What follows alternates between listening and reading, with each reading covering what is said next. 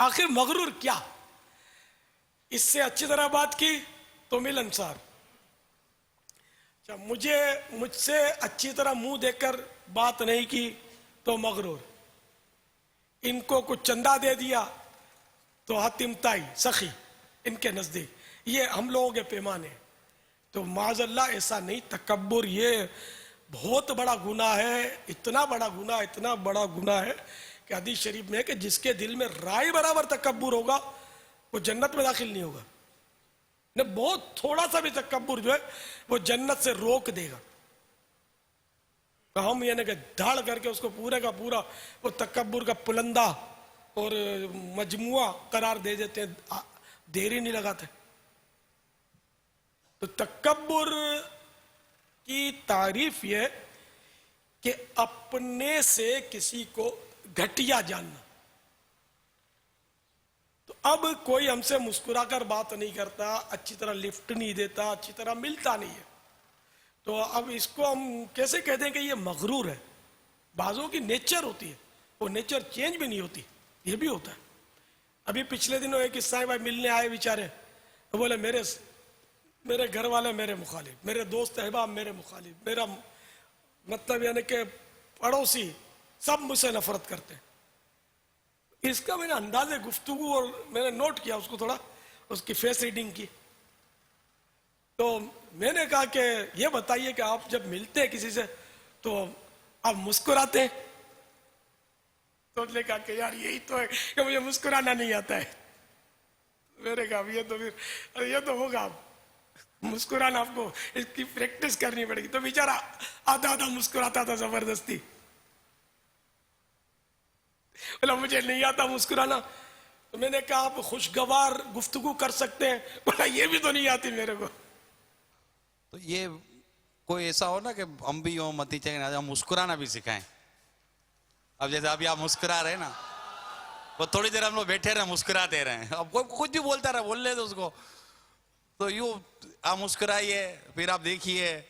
اب جیسے آپ کو لوگ لکھتے رہتے کہ پاپا ہم ملاقات کرتے مسکراتے بہت اچھے لگتے ہیں، تو یوں ہم کو کبھی کو بولتا ہی نہیں آپ مسکراتے ہیں اچھے لگتے ہیں۔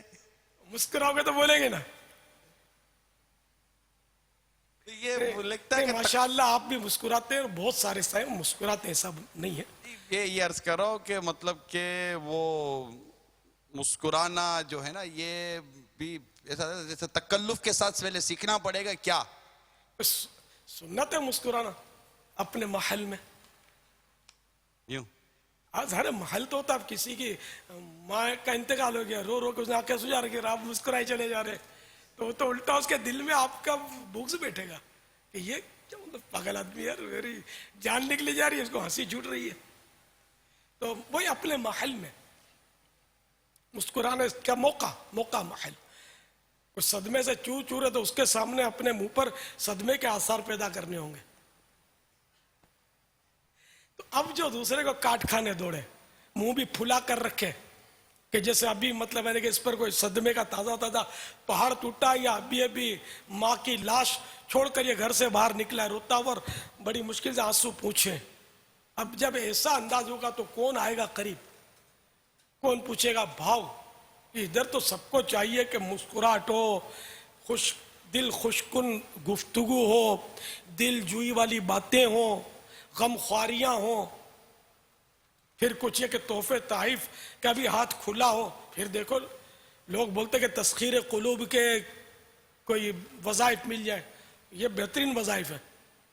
اتنا ہجوم ہوگا کہ آپ اپنے آپ کو بچانا مشکل ہو جائے گا، آپ تھوڑا مسکرانا تو سیکھ لو۔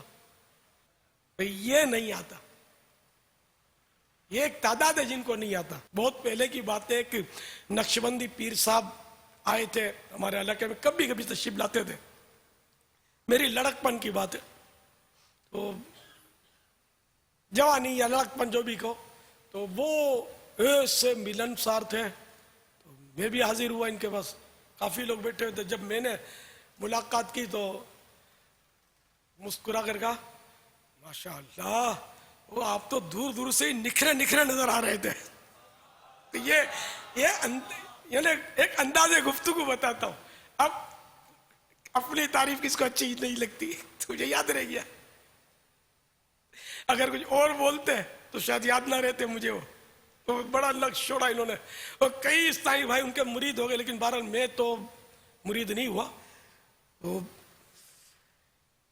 تو یوں مقصد یہ کہ ان کا آستانہ بھی بہت چلا, اور آخری اطلاع تک شاید اب بھی وہ باقاعدہ حیات ہوں.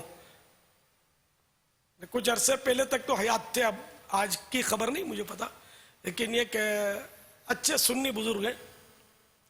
تو یہ ہوتا ہے مطلب کہ جو ملنسار ہوتا ہے اپنے نقوش چھوڑتا ہے, یا جو غیر ملنسار یا چڑچڑا ہوتا ہے نقوش وہ بھی چھوڑتا ہے, لیکن منفی نقوش ہوتے ہیں اس کے. گجراتی میں کہاوت ہے, ہنسے تینو گھر وسے, ہنستا اس کا گھر بستا ہے. تو بہرحال یہ کہ تکبر کی تعریف میں نے عرض کر دی کہ جو دوسرے کو اپنے سے گھٹیا جانے, حقیر سمجھے, یہ ہے تکبر. تو اس لیے وہ کوئی ملتا نہیں اچھی طرح تو اس کو یہ نہیں کہیں گے کہ یہ مغرور ہے, معاذ اللہ. یہ ہمارا مغرور کہنا یہ تہمت باندھنا ہوگا کہ بغیر کسی واضح قرینے کے ہم نے کہہ دیا تو اب گناہگار ہم ہوئے. تو اس سے توبہ کرنی چاہیے. صلو علی الحبیب صلی اللہ تعالی علی محمد. مجھے اپنی اور ساری دنیا کے لوگوں کی اصلاح کی کوشش کرنی ہے.